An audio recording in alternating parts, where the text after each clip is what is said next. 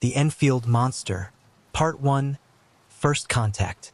The stillness of the evening in Enfield, Illinois, was soothing, interrupted only by the soft rustling of leaves and the steady chirping of crickets.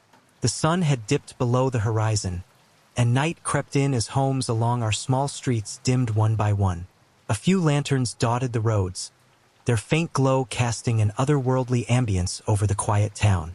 I had always loved this time of day. After dinner, it was my habit to step out onto the veranda for a breath of fresh air before turning in for the night. Our home sat on the outskirts of town, surrounded by fields and woods, peaceful and undisturbed, or so I thought. That evening, April 25th, 1973, started no differently. I had just finished eating, and as I leaned back on my favorite chair, the sounds of nature wrapped around me. But then, something changed. At first, I heard what sounded like a branch snapping. I dismissed it as an animal passing through. But the noise shifted into a strange scraping sound, one that seemed to inch closer. I straightened up, my pulse quickening. Peering into the shadows of my yard, I saw nothing. Probably a stray cat, I told myself, trying to shake the growing unease. When the noise repeated, my chest tightened. I leaned forward, squinting at the base of the old oak tree. That's when I saw it. The thing wasn't an animal, not one I had ever seen. Anyway, it was small, but its body was grotesquely misshapen. It had 3 legs and a short, stubby torso with 2 tiny arms dangling uselessly at its sides. Its head was dominated by 2 enormous, glowing pink eyes that shone like lanterns in the darkness. A cold sweat broke out on my forehead as I froze in place. Something primal stirred in me, a deep, gut-wrenching fear of the unknown. It just stood there, unmoving, as if it were studying me, and I couldn't look away. Then it moved. Its 3 legs carried it forward in a bizarre, stumbling gait, as though it were learning to walk. Each step came with a grinding noise, like metal scraping against stone. I didn't wait to see what would happen next. My instincts took over, and I bolted for the door, slamming it shut behind me. My wife, Alice, was in the kitchen and noticed my panic immediately. "What's wrong?" she asked, her voice filled with concern. "There's something in the yard," I stammered, wiping sweat from my brow. "It's not a dog or a cat. I don't know what it is." Alice looked startled but didn't argue. She quickly went around closing all the windows while I rummaged through a drawer for my old flashlight. Once armed, I cautiously peered out the window, but the yard was empty. The creature had vanished. The next morning, I forced myself to step outside and investigate. Near the front door, I found deep scratches etched into the wood, marks that looked like they'd been made by something with claws. But the strangest discovery was in the soft dirt near the house. There were tracks, footprints, but not like any I'd ever seen.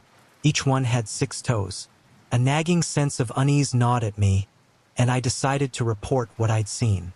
The police arrived later that day. 2 officers inspected the yard, took notes, and photographed the tracks.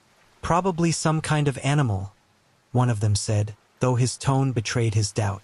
"That's not an animal," I replied firmly. "If you find it, you'll see. And I'll tell you this, it's not from around here."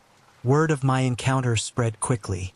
Local journalists picked up the story, and before long, it was published in the Mt. Vernon Register News. The description of the creature was almost too unbelievable to print. 3 legs, a small body, 2 tiny arms, and glowing pink eyes as big as lanterns. The town buzzed with speculation. Some dismissed it as a wild tale, while others theorized it could be a rare, mutated animal. But there were those who whispered about aliens. That night, no one in Enfield slept soundly. As for me, I couldn't shake the feeling that whatever I'd seen wasn't done with us yet. Part 2. The Return of the Unknown. The warm night hung heavily over Enfield, its darkness pressing down like a suffocating blanket. Despite my best efforts, the events of the previous evening refused to leave my mind. I sat in my usual spot in the living room, my gaze locked on the front door. What had once been a comforting entrance to our home now felt like the only fragile barrier between us and something unexplainable. Alice tried to maintain her composure, but I noticed the way her eyes darted toward the windows. She didn't say much, but I knew she was as unsettled as I was. Earlier in the day, our quiet town had been overtaken by reporters. Journalists from every direction showed up, peppering residents with questions about the strange creature I described. The whole town was abuzz with rumors, especially about the odd footprints the police had found. It was as if the story had taken on a life of its own, fueling both skepticism and wild theories. "Henry," Alice said softly, breaking the tense silence. "What if it was just some kind of animal? Maybe a coyote with some kind of deformity?" I shook my head, gripping the rifle I dug out from storage earlier. "No, Alice, I know what I saw. That thing wasn't an animal. And if it shows up again, I'll be ready this time." As night fell again, an uneasy hush settled over our neighborhood. Everyone was on edge. Doors were locked, curtains drawn tight, and streets emptied before sunset. Inside our house, I was determined not to sleep. My rifle rested within reach, and a flashlight sat on the table beside me. It was sometime after midnight when I heard it. That same unnerving sound, cracking and scraping, echoed through the stillness. My heart began to pound as I grabbed the flashlight and moved to the window. In the pale moonlight, I saw it again. The creature stood farther from the house this time, its 3 legs shifting awkwardly as though it were searching for something in the dirt. My breath caught in my throat. I felt the familiar wave of fear, but also an odd pull of curiosity. It suddenly stopped moving and raised its head. Its glowing pink eyes locked onto mine, and for a terrifying moment, I felt as if I couldn't move. It was as though those eyes weren't just looking at me but into me, probing my very thoughts. "What is it, Henry?" Alice whispered, startling me as she appeared behind me. "It's back," I replied, my voice barely audible as I kept my gaze fixed on the creature. Then it made a sound, a low, vibrating growl that sent a chill down my spine. The noise felt wrong, almost unnatural. And then, as if responding to its call, I heard movement in the bushes nearby. I couldn't believe what I was seeing. Another creature, identical to the first, emerged from the shadows. "There's 2 of them now," I whispered, my grip tightening on the rifle. "Alice, lock the door."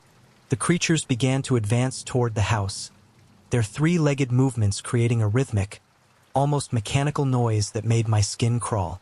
I raised the rifle and fired, but I missed. They didn't flinch, didn't even seem to acknowledge the shot. They just kept coming, indifferent to the sound of the gun or the beam of my flashlight. Just when I thought they'd reached the house, they stopped abruptly. For a moment, they stood perfectly still, as if listening to something we couldn't hear.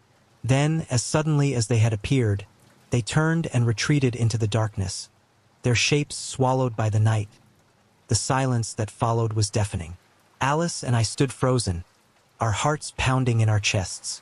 Finally, I moved to secure the door, checking every lock and bolt. "Henry?"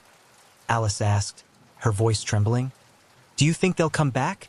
I didn't know how to answer her. "I don't know," I admitted. "But now we know for sure. There's more than one." The next morning, I knew I couldn't keep this to myself. The town needed to understand the threat we were facing. When the newspaper ran my updated account of the encounter, the rumors in Enfield grew darker. Some folks claimed they'd seen strange lights coming from the forest at night, while others whispered about eerie noises. Reporters from neighboring towns flocked to Enfield, hoping for a new lead or, at the very least, a photo of the footprints. But the creatures seemed to have vanished again, leaving nothing but fear in their wake. Our little town was gripped by paranoia. People armed themselves, convinced this was only the beginning of something far worse. For me, it was clear we were at the start of an unfolding mystery, and I wasn't about to back down until I found out the truth. Part 3: Mysterious Footprints. The morning after my second encounter with the creatures, Enfield was a town on edge. The unease that had gripped me and Alice now spread to everyone. By dawn, word had spread that several farmers on the outskirts had lost livestock, sheep and goats gone without a trace. All that remained were scratched wooden posts and trampled grass. Whispers began circulating. This was the work of the same creatures I'd seen. When I visited one of the farms to see for myself, the footprints I found were identical to the ones near my home. Six-toed impressions, strange and unnatural.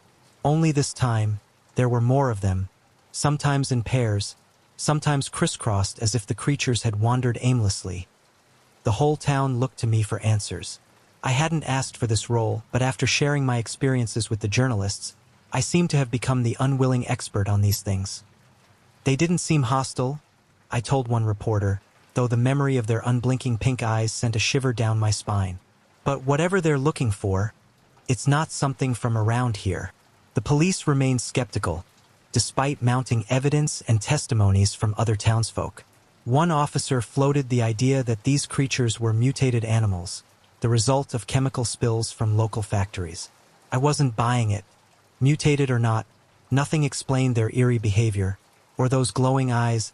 Things took a stranger turn when, one morning, a group of men in suits showed up at my doorstep. Their cars had no plates, and they didn't look like your average government officials. The man who introduced himself as John Smith wore a stiff smile that didn't reach his eyes. "We're here to help," he said in a tone that made it clear they were here for something else entirely. They asked me to recount everything I'd seen, taking meticulous notes and occasionally exchanging glances. Their questions quickly veered into unsettling territory. "Did you notice any unusual light phenomena?" one asked. "Or mechanical noises, perhaps?" I hesitated. The strange growling sound the creatures made came to mind, but something about these men made me hold back. Their presence felt wrong, invasive, as though they weren't here for answers but to keep something hidden. When they left, they disappeared as abruptly as they'd arrived. Later that day, rumors began swirling about unmarked black cars seen lurking near the forest. Some said it was the government covering things up. Others claimed alien hunters were on the prowl. Why now? I couldn't sit idle. If the authorities wouldn't act, I would. I gathered a small group of men from the town. Farmers, shopkeepers, regular folks who were just as scared as I was but willing to fight for their homes.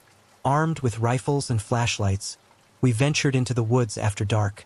For hours, we trudged through the forest, the stillness only broken by the crunch of leaves underfoot. Around midnight, the quiet was shattered by faint growling and the unmistakable sound of something scratching nearby. "There, over there," one of the men whispered, pointing toward movement in the bushes. We trained our flashlights on the shadows, and there it was, a creature, just like I described. It stood motionless, watching us, its enormous eyes reflecting the light like twin beacons. Before I could stop him, one of the men fired.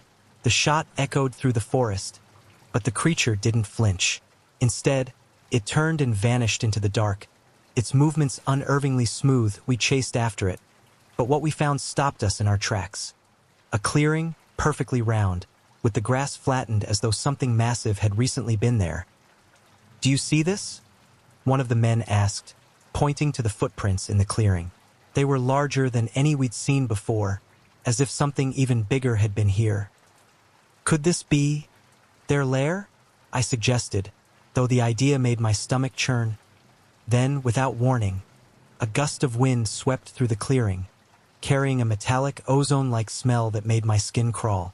The strange growling sounds returned, but this time they came from all directions, surrounding us. "We need to go," someone muttered, and for once, everyone agreed. As we retreated, I glanced back at the clearing, a heavy sense of foreboding settling over me. Something told me this place was important, perhaps the key to everything. When we returned to town and shared what we'd found, the response was underwhelming. Most people dismissed our story as exaggerated or outright fiction. They wanted to believe it was nothing more than a scary tale blown out of proportion. But I knew better. Whatever these creatures were, they weren't ordinary animals. They were something else entirely, something beyond our understanding. And I was determined to uncover the truth, no matter the cost. Part 4. The Legend of the Forest. The days after that ill-fated night in the forest were thick with tension. Even the natural world seemed to be holding its breath. The birds no longer sang in the mornings, and the usual symphony of crickets and rustling leaves had become an eerie silence.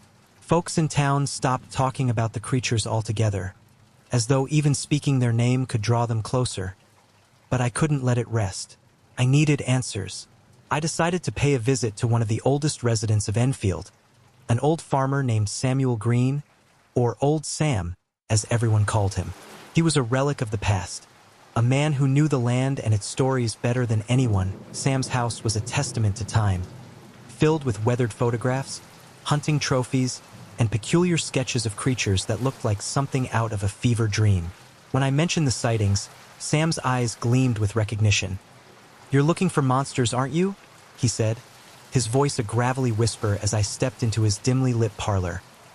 "I don't know who or what I'm looking for," I replied, "but whatever it is, it's not from around here." Sam beckoned me to sit and gestured to a sketch on the wall. A creature with 3 eyes, limbs that twisted in unnatural angles, and eyes that seemed to glow in the dark. The sight made my chest tighten. Years ago, when I was just a boy, my father told me stories about creatures like this, Sam said, eyes distant as if remembering a dream. "They came out of the woods. We called them the 3-eyed spirits. Bad luck, that's what they were. People said they brought death and misfortune." I frowned. "But they had 2 eyes, I said, pointing to the sketch. Sam chuckled dryly. "Not exactly. Their 3rd eye is hidden. It doesn't see like ours. It sees souls. They say if you stare into it too long, it reads your thoughts." A chill swept over me. Those creatures had looked at me. I remembered the way their pink eyes seemed to cut through me, and how my body had locked up in fear. Now, Sam's words felt like an omen. "What do they want?" I asked, trying to steady my voice. Sam lit his pipe, and for a long moment, silence stretched between us as the smoke curled to the ceiling. "Some say they come looking for something, food, energy, a way back to their world. But there's another legend, too." "Another legend?" I prompted. "If they stay too long," Sam said, the words hanging heavy, "it means their world is gone, that they've come here because there's nowhere else for them to go." Sweat beaded on my forehead as I tried to process this. I didn't know which was worse, that they were looking for something in our world, or that their own had been destroyed. "Have you seen them?" I asked, desperate to know if Sam's stories were just that. Stories. The old man's eyes dropped to the floor, and I could see the memory flicker behind them. "Once," he said, "I was a boy, and I heard strange noises near our barn. My father told me to stay inside, but I didn't listen. I saw one of them standing in the moonlight. Its eyes were like 2 burning lanterns. I couldn't tear my gaze away. I wasn't scared. I was fascinated. And then, it disappeared as if it had never been there. But that night, I understood. These creatures are not like us. They're not evil, but they're not good either. They are different." That conversation set something inside me on fire. I had to know more, and I decided to return to the clearing. This time, I went alone, with only a flashlight and my rifle. The forest that night was darker than I remembered, the shadows pressing in like living things. The clearing was more foreboding now, its grass glistening under the moonlight like an invitation to the unknown. And there they were, the footprints larger now, glowing as if the earth itself had been scorched by their passage. But something new caught my eye. A metal shard, dark as midnight and twisted, half buried in the dirt. I picked it up, and a sudden wave of cold flooded through me, making my fingers go numb. Then came the noise, the unmistakable crackling and scratching, a chorus of movement all around me. I spun, my flashlight flickering over the forest's edge, and there they stood, 3 of them, eyes aglow, watching me as if I were prey that I couldn't move. My breath hitched as one of the creatures stepped forward, a faint light emanating from its chest. It was an energy I couldn't understand, and the moment it met my eyes, visions flooded my mind. Ruins in an alien landscape, stars shattering, a world on the brink of collapse. Then, just as suddenly as it had begun, it all vanished. When I woke, the first light of morning filtered through the trees. The clearing was empty, the strange metal shard gone, and the creatures were nowhere to be seen. But etched into the grass was a symbol I didn't recognize, as if burned by a force beyond comprehension. That it was then that I knew. This was only the beginning. And whatever was out there, I was determined to find out what it wanted, even if it drove me to the edge of my sanity. Part 5. Symbols and Connection. That night in the clearing changed something in me. It was as if a thread had been pulled, unraveling my mind. I couldn't explain it, but every time I closed my eyes, the darkness behind my lids pulsed with fractured images. Crumbling cities, endless dark skies, and creatures that drifted like whispers through the void. But most unsettling of all was the symbol. It was burned into my memory, a haunting image I couldn't escape. I knew I had to draw it before the details blurred into forgetfulness. I grabbed an old, leather-bound notebook from the shelf and sat at my desk. My hand trembled as I traced out the shape, an imperfect circle with 3 intertwined lines that resembled crashing waves. The lines quivered beneath my pen, and an unnatural chill crept up my spine as if I'd touched something forbidden. With the drawing in front of me, a wave of unease washed over me. I decided I needed answers, and the only person I could think of was Sam, the old farmer. When I showed him the sketch, the color drained from his face, and his hand went slack, dropping the pipe from his mouth. "Where did you see this?" His voice cracked, and his eyes darted around the room as though expecting someone to burst through the door. I told him everything, sparing no detail about the clearing, the creatures, and the strange energy that had poured into my mind. Sam leaned forward, whispering as though the walls themselves might eavesdrop. "This symbol, it's a sign of transition. The ancient tribes who lived here long before us carved it into their ritual stones. They believed it could summon beings from the other side." "The other side?" I echoed, confusion tangling with fear. That Sam's eyes seemed to grow distant. "I don't fully understand it, but this place, this forest, it's the boundary between 2 worlds. Those who know how to use this symbol can open the gate." A chill ran down my back, prickling my skin. The piece of shrapnel I'd found in the clearing flashed into my mind, and I realized it could be a key, an object that bridged that border. But where would it lead? My breath caught in my chest. Sam pulled an old book from a nearby shelf, its leather cover cracked and worn. He turned its pages with reverence until he landed on one that made my blood run cold. There, etched in faded ink, was the same symbol I had drawn. Below it were ancient markings, a language I had never seen. "It's the language of the tribes," Sam said, eyes somber. "I can't translate it, but I do know this. This symbol has never brought anything good." Determined, I took the book with me and decided to return to the clearing in daylight. I needed to see the place with new eyes, to find what I had missed in the dark. When I arrived, the symbol was still there, but it had changed. The grass surrounding it had withered and turned to ash, a ring of scorched earth that spoke of something unnatural. I stepped forward, heart pounding, and my gaze fell on the ground. A glint of metal caught my eye, a thin, shiny trail that led out of the clearing and into the forest. It was a web, intricate and alien, like a spider's path made of steel. I followed the trail, muscles tense, until I reached an old stone slab, half buried in moss and cracked by time. The same symbol was carved into its surface, but it was deeper, more complex, with lines that seemed to shift in the sunlight. The ground trembled beneath my feet, and the air grew heavy. I froze, ears straining as the familiar, metallic scent returned. Then, from the shadowed edges of the trees, they emerged, those creatures. They moved with a practiced stillness, their eyes more brilliant than before, their forms shifting like something mechanical. The sound of scraping and low growls rose around me, seeming to echo from the earth itself.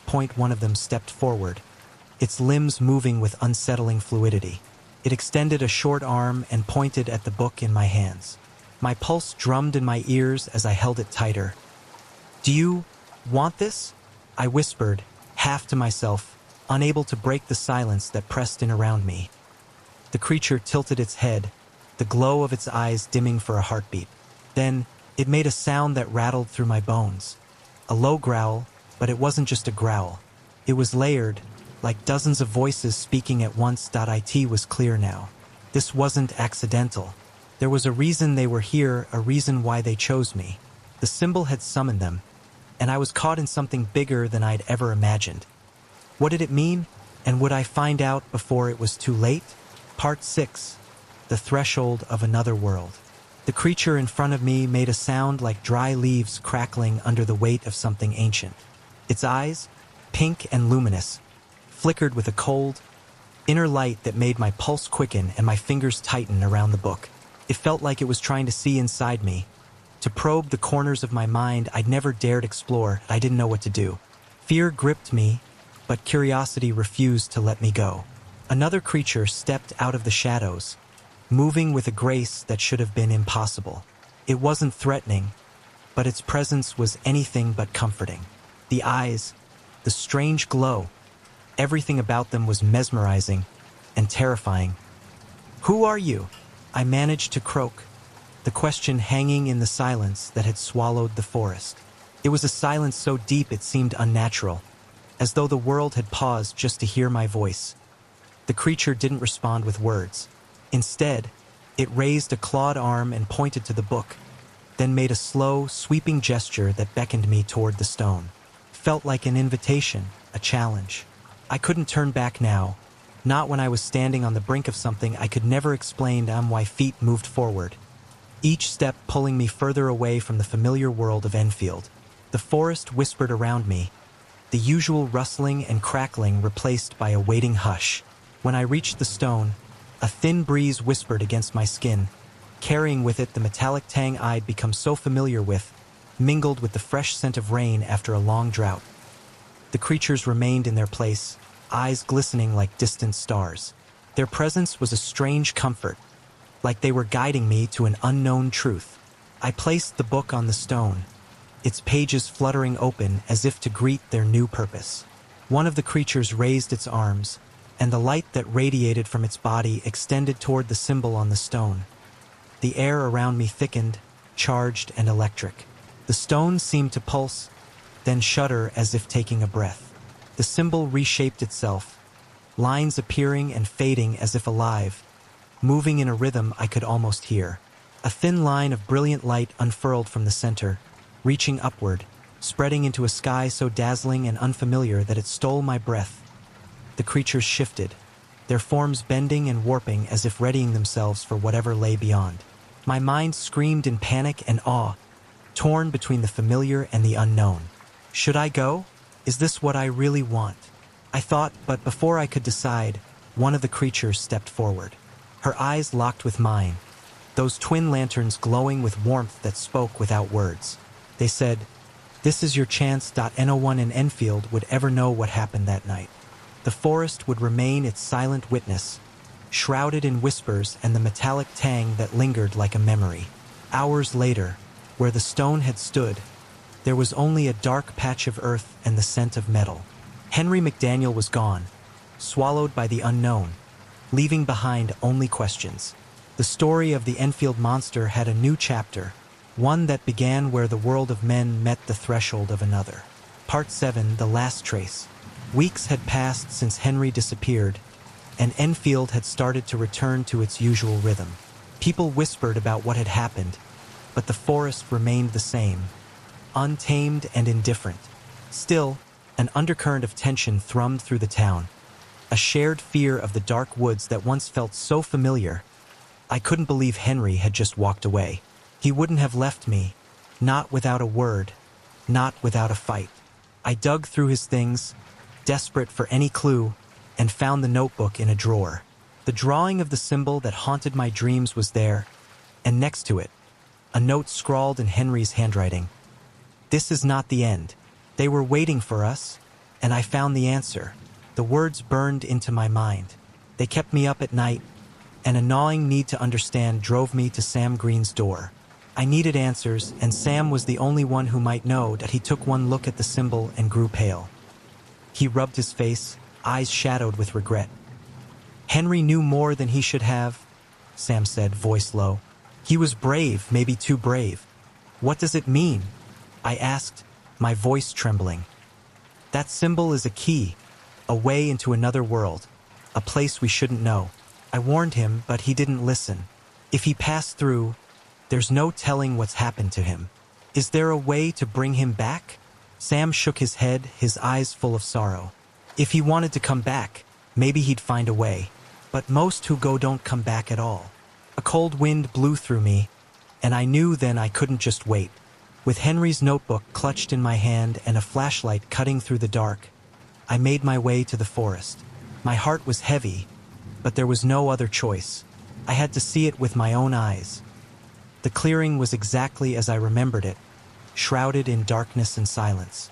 The symbol was still there, burned into the earth, its shape sharp and defined. The air pressed around me, thick with something I couldn't name, and then they came. Three figures emerged, moving like shadows given life. Their pink eyes glowed with that unsettling light, but now there was something different, something almost human in them. One of them raised a hand and pointed at the notebook. I felt a sudden clarity, an unspoken understanding that filled the space between us. I dropped to my knees and placed the notebook on the ground, open to the page with the symbol. They stepped forward, their movements fluid, almost hesitant. They merged into one, and before me, a glow began to form, a shimmering light that curved and pulsed like a doorway. I caught my breath as a voice spoke from beyond the light. "Sarah, it's me." I didn't have to look hard to know who it was.